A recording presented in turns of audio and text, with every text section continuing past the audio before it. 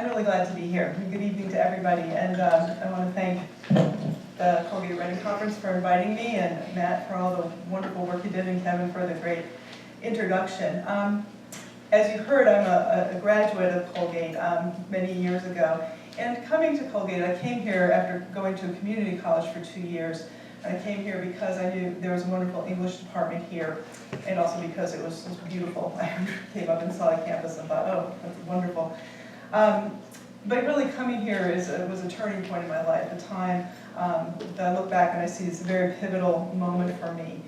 And because I think I did graduate from here and I have a lot of nostalgia about it, the opportunity to read here tonight made me very reflective. And I decided to, instead of reading a longer piece, what I would do tonight is to sort of read shorter excerpts from sort of the spectrum of my writing career, and to talk a little bit about how these things came to be and why they were important to me, or why those particular stories taught me something, or particular parts of novels. There's no blueprint for becoming a writer. You know, everyone here I think is interested in following that path, and it's going to be different for every single person who does it. But I do think that there are some kind of universal things that, you know, that we all share as writers, and those are the kinds of things that I want to talk about. I want to use the excerpts from my work to talk about what I learned from them along the way. So I transferred here to Colgate, and in my second semester I signed up for a fiction writing workshop with Frederick Bush, who was a wonderful writer, wonderful teacher, and was a professor here for many, many years. And I look back and I can't remember a single thing that Fred Bush said about the syllabus that day, about course expectations, but he was the first published writer I had ever met.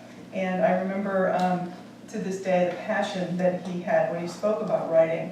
And I still remember and use things he taught me about craft and about how to become a writer. The next fall, Peter Balakian joined the faculty, and I never got to take a class with him, but I remember sitting with a bunch of students and Peter Balakian talking about poetry passionately and about Bob Dylan. I have a very clear memory about this. But it was a very exciting and very vibrant time to be here. So a few weeks into Fred's seminar, I wrote a short story. It was mostly about skydiving. I mean, it could have been a technical manual about skydiving, really. I had every detail in there. I had some characters too, but they weren't very well developed. So it was a very rough draft, and you know, Fred was very supportive of the story and recommended me, partly on the basis of it, to go to graduate school of creative writing, which seemed like a wonderful thing. I had never heard that you could do such a thing, but I did. I applied to the Iowa Writers Workshop, and I went there the next year. And the same story, the story about skydiving, you know, I revised it after the workshop here, and then I put it up for workshop twice, I think, at Iowa, and got feedback on it there. It was one of those stories that it wouldn't leave me alone, and in retrospect, I think about it as a story on which I really learned to write. And what I learned from that story, really, most importantly, was about revision. That really one of the most important things I think I know about writing is that I always have to be open to breaking open what's there and discovering what else might be there that I haven't yet seen, to go deeper into the story, to go deeper into the characters, and to find more. And so what I thought I would do is I walked by, coming back from dinner, I walked by my old dormitory, West Stillman, in which this very first draft of the story was written. Now, I revised it over the years. Sometimes I did major revisions of it. Like one time I was walking home and I hadn't been thinking about the story in a long time, and suddenly the voice of how to tell it came into my mind, and I went back to my apartment and I sat down and I wrote the whole thing anew without even looking at the rough draft or the earlier drafts. And sometimes the drafts were, or the changes were, the revisions were more minor, moving scenes around and those kinds of things. But I kept breaking it open, and finally I got it right after many years. It was published in the Three Penny Review, and it's the story that won the Pushcart Prize. So out of nostalgia, I thought I would read just the opening pages of the story. It's called The Way It Felt to Be Falling. The summer I turned 19, I used to lie in the backyard and watch the planes fly overhead, leaving their clean blue plumes of jet stream in a pattern against the sky. It was July, yet the grass had a brown fringe, and leaves were already falling, borne on the wind like discarded paper wings. The only thing that flourished that summer was the recession, Businesses, lured by lower tax rates, moved south in steady progression. My father had left too, but in a more subtle and insidious way. After his consulting firm failed, he had simply retreated into some silent and inaccessible world. Now, when I went with my mother to the hospital, we found him sitting quietly in a chair by the window. His hands were limp against the armrests, and his hair was long, a rough, dark fringe across his ears.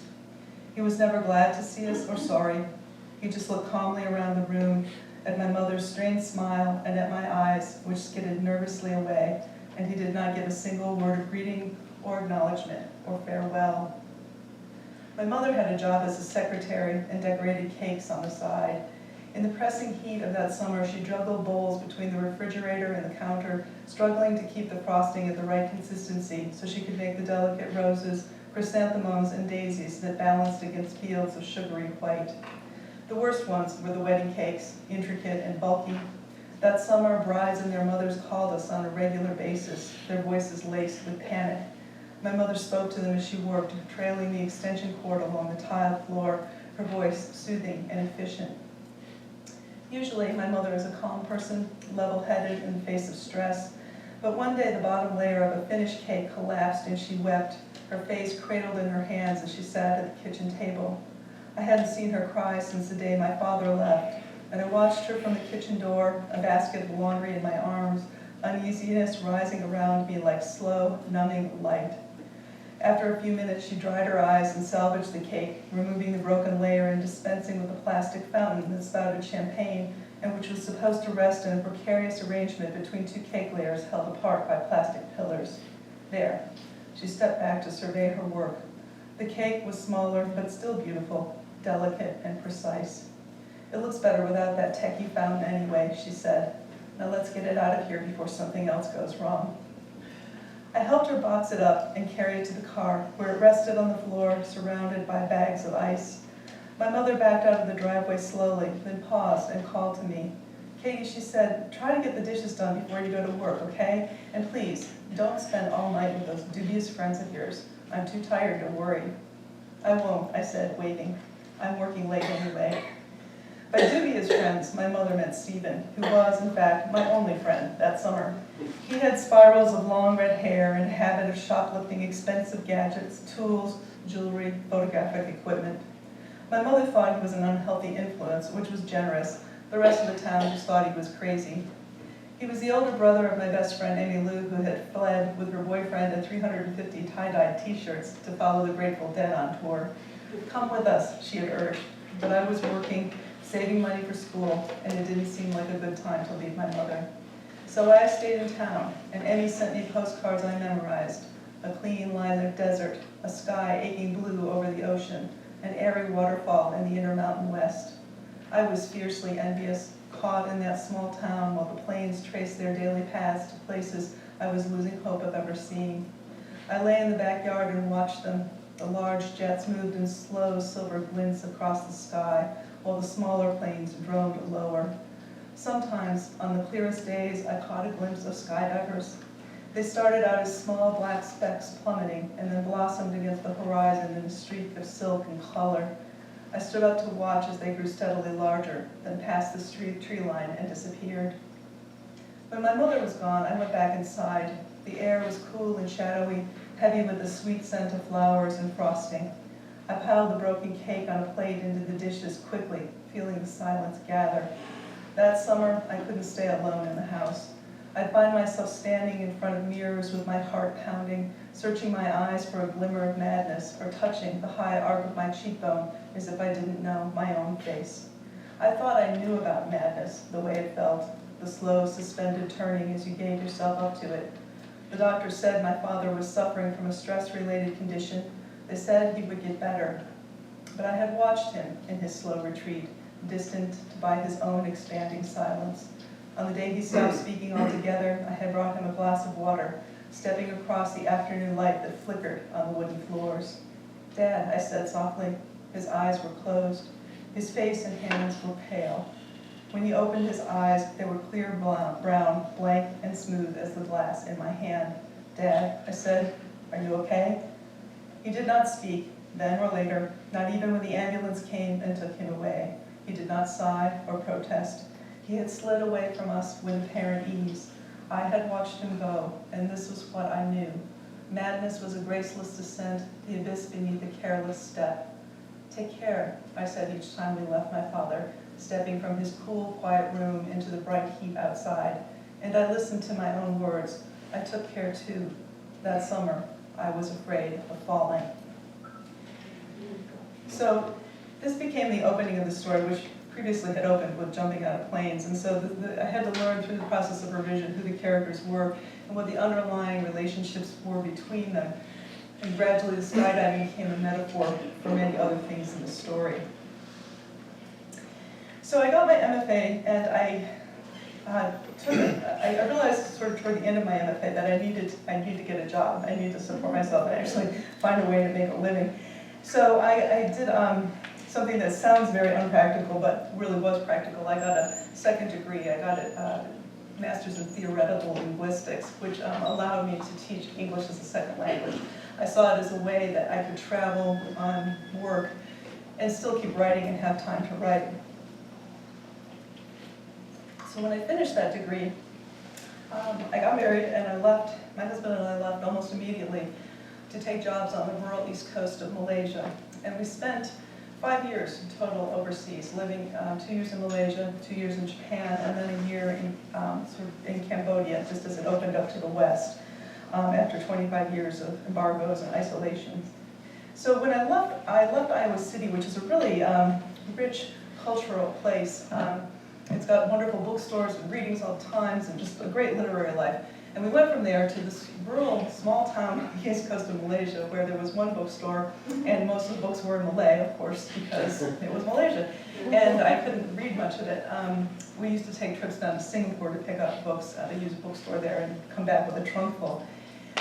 I didn't realize when I made this decision, I mean, I thought I would have time to write, and I did. But I didn't realize that there would be other advantages to doing this too that would help me as a writer. And one of the things that happened is that there was this incredible kind of space and silence. This was before the internet, it's before the World Wide Web. It took a week to get a letter from one place to another. It wasn't that long ago, but it really did take that long. And so in that silence, the only literary life I was going to have was one I created for myself. And so I did. I read all the time. And I wrote all the time. And I didn't just write stories. I wrote letters, I wrote essays, I wrote book reviews. I started keeping a journal then, which I still keep today. And the consequence of that was twofold. I just wrote a lot, and I read a lot. I was exposed to a lot. And I began to understand the structure of stories in a different way because I was reading so many of them. But it also opened me up to taking risks and to doing things outside of my comfort zone.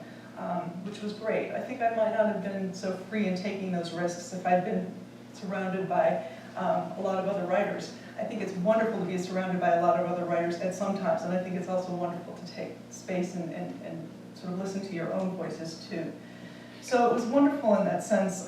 It expanded my imagination. Things happened like there would be newspaper stories about elephants sleeping on the roads and leaving declivities and road crews going to fix them. And my house flooded, it had marble floors, and I came downstairs in the sunken living room and there were fish swimming around. So it helped me to sort of feel like maybe the magic reel wasn't so magical after all, maybe it was really happening. Anyway, it was a very important time in my life, and I kept writing stories and sending them out with big, bulky, self-addressed envelopes with bizarre international postage on them. And gradually, some of the stories got to be accepted, and that was exciting. But I'm going to read just very briefly from one of the stories that I wrote while I was there. It's a story called Spring in the Mountain Sea. And I'm just going to read from the end of it, so I'll tell you what happens in the beginning.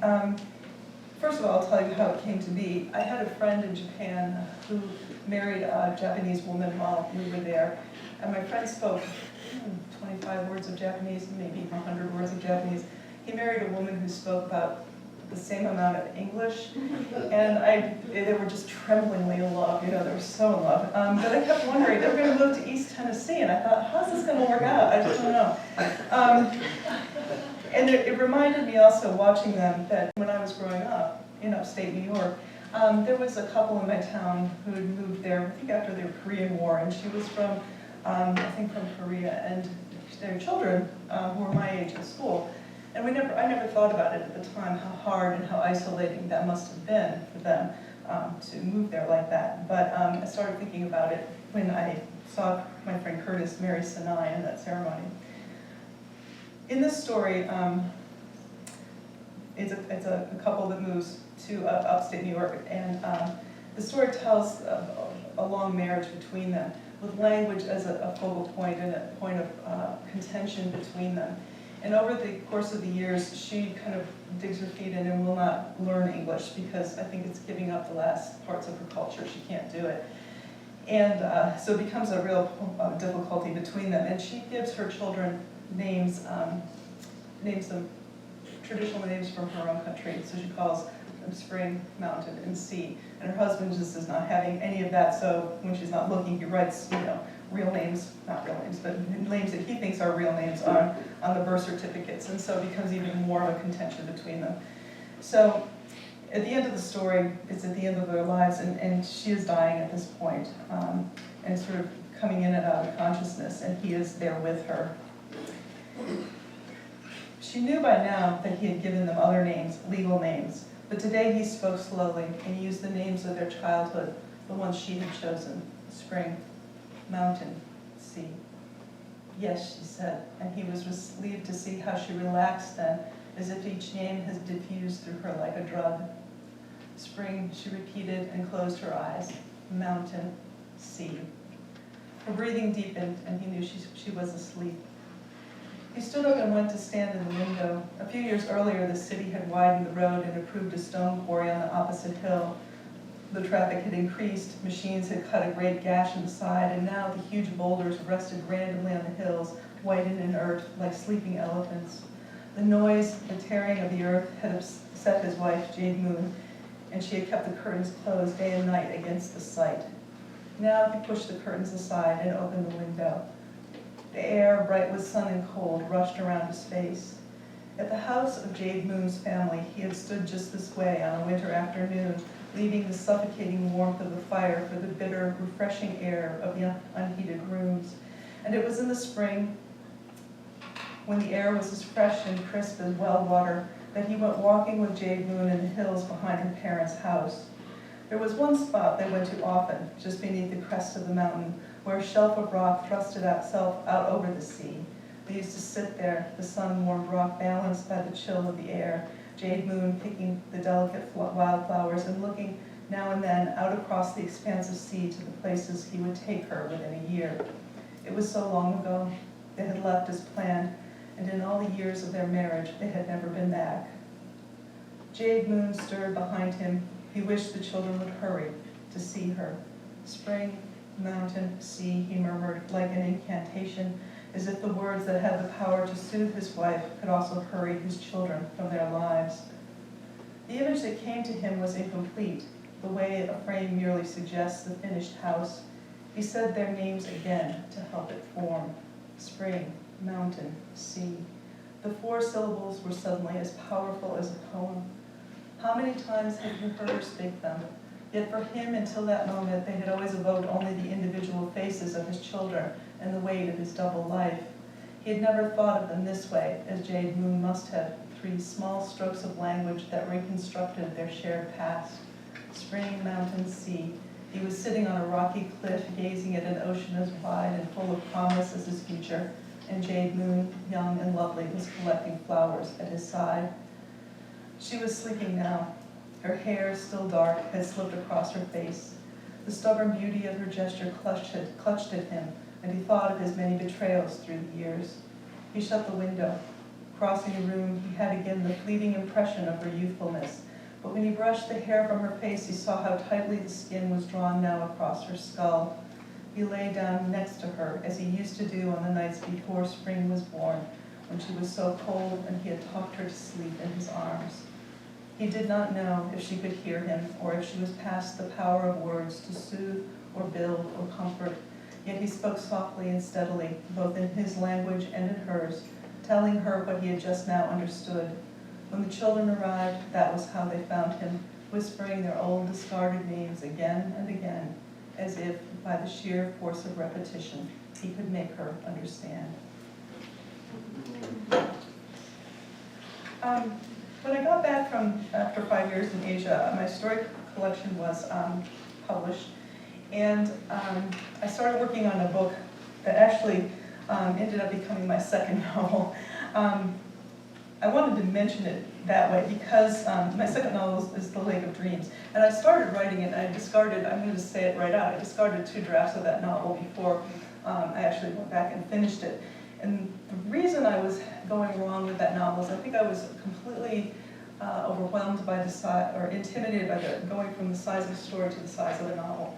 And I allowed myself to be so intimidated that I gave up everything I knew to be true about writing, which is that for me, it's a very organic process, and I have to trust that the story will grow in some intuitive way, and that it will start to take shape and coalesce on its own. I was sort of thinking, well, it's a novel, it's so big, I have to figure it all out, I have to make an outline, I have to do all these things that I never do when I write stories. And so I did all those things. I made a great, wonderful outline, and I figured the whole novel out, and in doing so, I completely sucked all the life out of that book and all the joy in writing it. So I learned a big lesson that way. But in the middle of sort of figuring out that I was struggling with that book for a while, a friend told me an anecdote, something that she read my story collection. She said, I think maybe you could use this story. I think you should write it. And I didn't really pay much attention because typically I can't write the stories that other people give me. She told me, and what she told me was very brief. It was an anecdote more than a story. She had known someone who, when he was in his 40s, discovered that he had a brother who was born with Down syndrome. And I think this happened around the 50s or the 40s.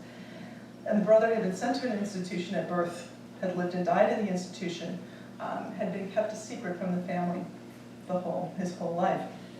And I remember being really struck by that, by the secret at the center of this family and how that would change all the dynamics, how everything would be warped because of that or skewed. And yet I didn't think I would write that book. I thought I was writing this other book, and I was, but I just wasn't ready to do it yet. But what I did was I wrote down, I've been keeping this journal, I wrote down a note about this story, and it sort of stuck with me. And I kept it sort of in the back of my mind. I can go back and find the journal entry even now. It sort of sat there in the back of my mind, working itself out without me paying attention to it or making outlines about it. And about 2 years later, I finally hit a roadblock with an earlier draft of The Lake of Dreams. And I thought, okay, I'm just going to let that go. I'm going to write for pleasure. I'm just going to do it, and we'll see what happens.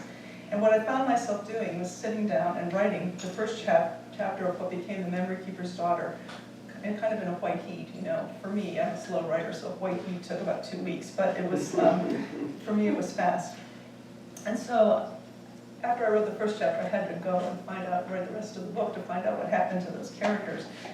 And you know, what I took from that is that the subconscious is powerful. The story that I wrote was not really anything to do with the little seed that was given to me. It's a story of a doctor who delivers his own twins in the blizzard, and one twin is healthy and one twin has Down syndrome.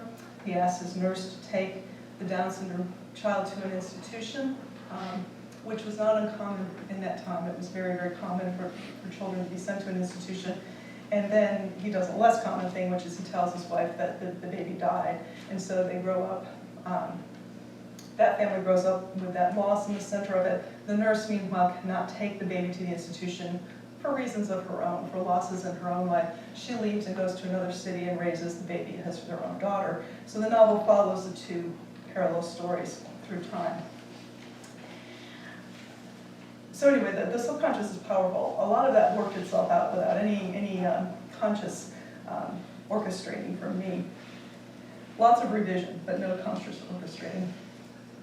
So one of the challenges of writing The Memory Keeper's Daughter with these 2 parallel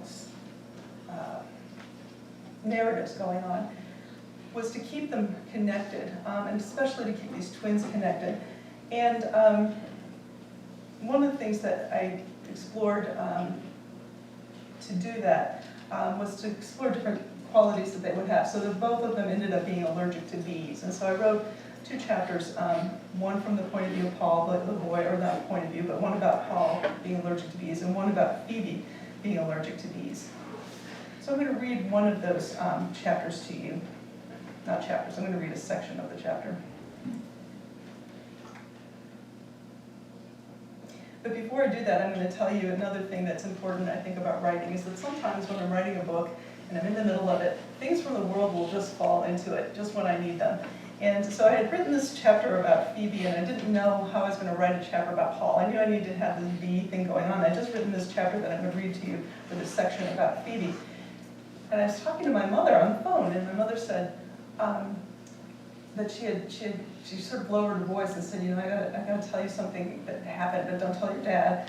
And she told me this story about sucking all these bees up in the vacuum cleaner. She had a nest and she wanted to get rid of them. And then she had taken the vacuum cleaner and she had put it on a gas can, like a gas can was sitting there. She had taken the spout of the hose of the vacuum cleaner and put it there so the bees wouldn't escape. Well, the vacuum cleaner blew up and flew across the lawn. It broke the fence. My father was roofing. He almost fell off the roof.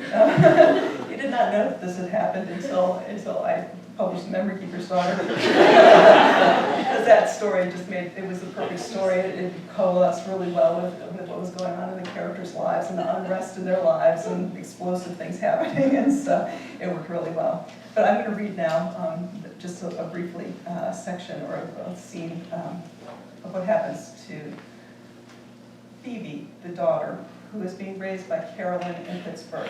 And Carolyn is kind of romantically intrigued by a guy named Al, who is a truck driver. The nice thing about Pittsburgh is you can really find some music. Al said, some of those podunk little towns I stay in, all you get is the top 40. It gets old after a while. He began to hum along with him, being. My parents used to dance to this little song, Carolyn said, and for an instant she was sitting on the stairs of her childhood home, invisible, watching her mother in a full-skirted dress, welcoming guests at the door. I haven't thought of it in years, but every now and then they used to roll the rug up in the living room on a Saturday night and have some other couples in, and they'd dance. We ought to go dancing sometime, Al said. You like to dance, Caroline? Caroline felt something shift in her then, some excitement. She couldn't place its source, something to do with her anger from the morning passing and the vibrant day and the warmth of Al's arm next to hers. The breeze fluttered the poplars, revealing their silvery undersides. Why wait, she asked, and stood, extending her hand. He was puzzled, bemused, but then he was standing with his hand resting on her shoulder, and they were moving on the lawn to the thin strains of the music, the background of rushing cars. Sunlight mingled in her hair, the grass was soft beneath her stocking feet, and they moved together so easily, dipping and turning, the tension she carried with her from the meeting dissipating with each step. Al smiled, pressing her close, and sunlight struck her neck. Oh, she thought, if he asked me to marry him again, I'll say yes. There was the pleasure of the sunlight and Phoebe's floating laughter and Al's hands warm through the fabric on her back. They moved in the grass, turning with the music, connected by it. The traffic rushing by was as present and soothing as the ocean. Other sounds then lifted through the strands of music, through the bright day. Carolyn didn't register them at first. Then Al turned to her, and she stopped dancing. Phoebe was kneeling in the soft, warm grass by the hydrangeas, crying too hard to speak, holding up her hand. Carolyn ran and knelt in the grass, and studying the angry, swollen circles on Phoebe's palm. It's a bee sting, she said. Oh, it hurts, honey, doesn't it? She pressed her face into Phoebe's warm hair, soft, soft skin, and her chest rising and falling, beneath that the steady pattern of her heart. Here was the thing that couldn't be measured, couldn't be quantified or even explained. Phoebe was herself alone. You could not finally categorize a human being. You could not presume to know what a life was or what it might hold. Oh, sweetie, it's all right, she said, smoothing Phoebe's hair. But Phoebe's sobs were giving way to a wheezing, like the croup she'd suffered as a child. Her palm was swelling, the back of her hand and her fingers too. Carolyn felt herself grow still inside, even as she rose swiftly and called to Al. Hurry, she cried, her voice loud and strange. Oh, Al, I think she's allergic. She was lifting Phoebe, heavy in her arms, and then she paused, bewildered, because her keys were in her purse on the kitchen counter, and she couldn't figure out how to open the door while holding Phoebe, who was squeezing even harder now. Then Al was there, taking Phoebe and running to the car, and Carolyn had the keys somehow, the keys and her purse. She drove as fast as she dared through the city streets. By the time they reached the hospital, Phoebe's breath was coming in short, desperate gasps. They left the car at the entrance, and Carolyn grabbed the first nurse she saw. "It's an allergic reaction," she said. "We need to see a doctor now."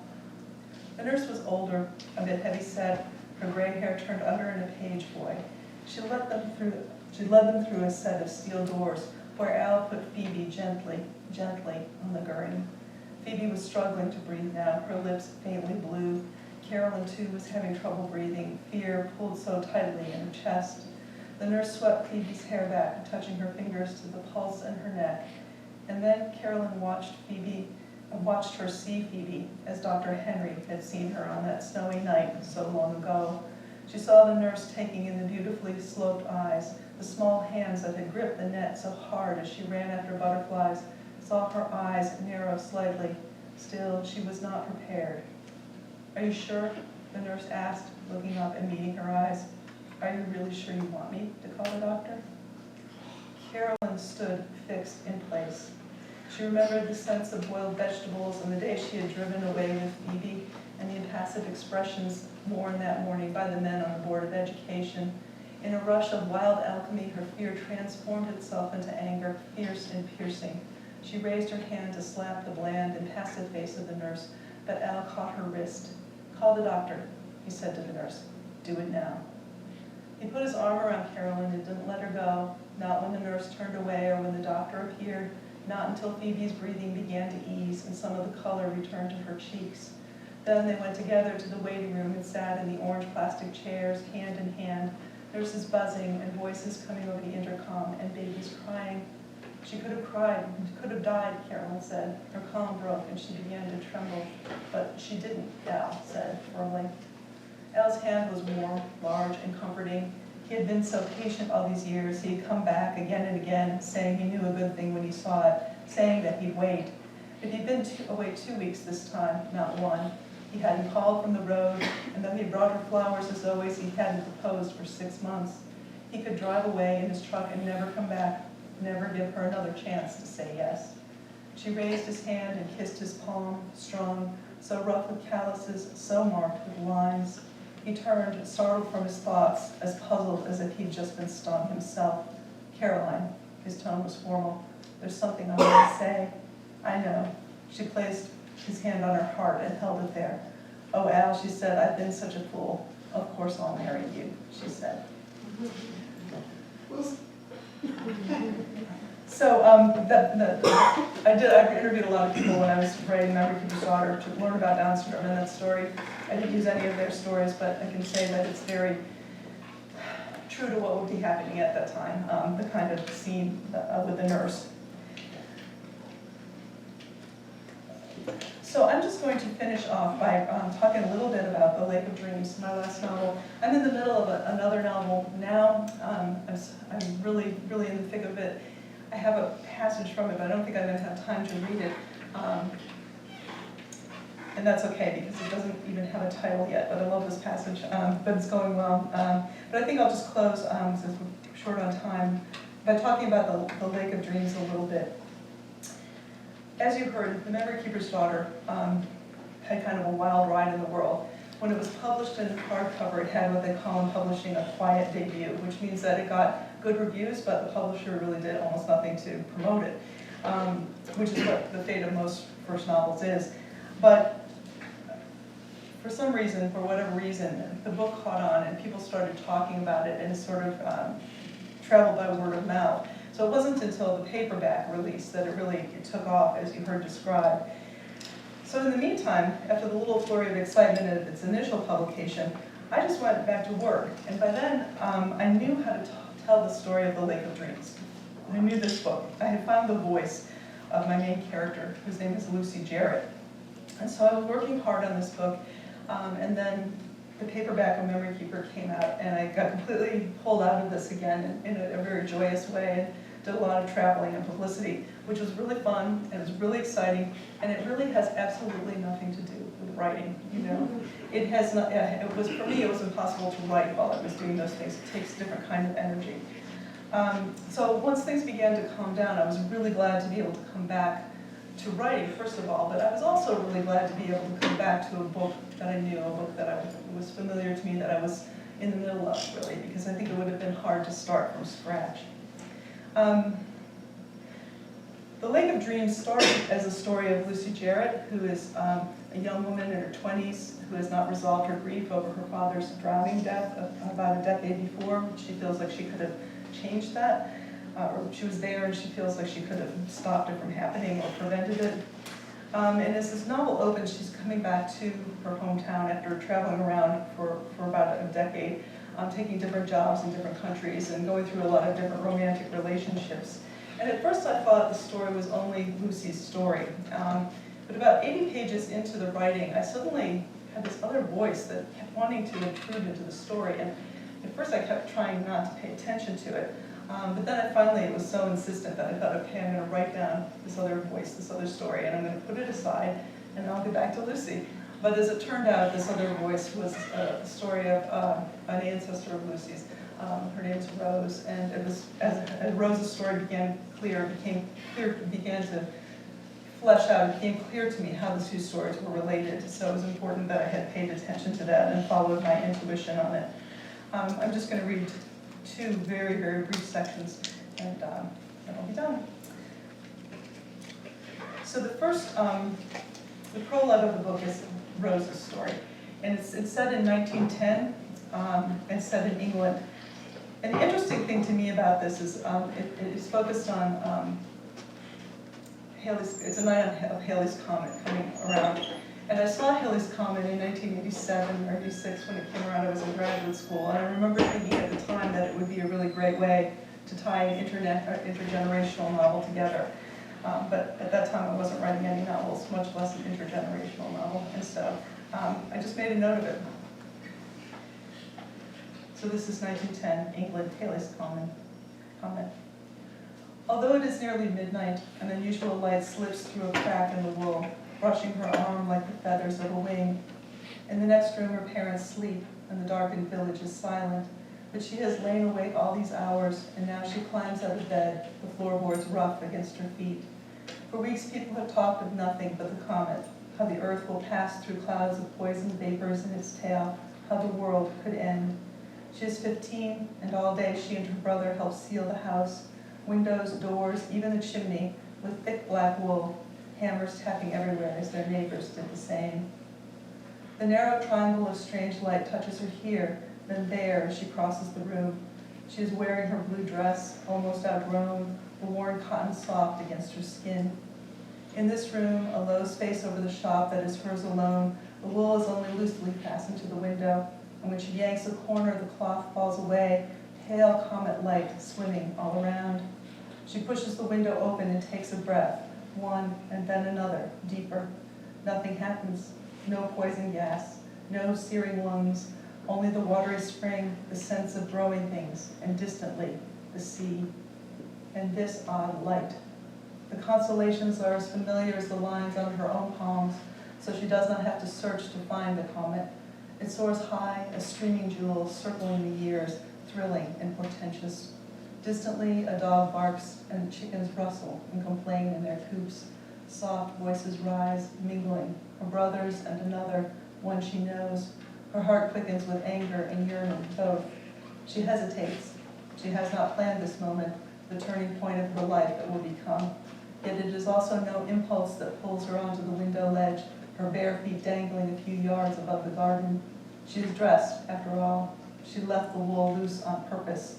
All day she has been dreaming of the comet, its wild and fiery beauty, what it might mean, and how her life might change.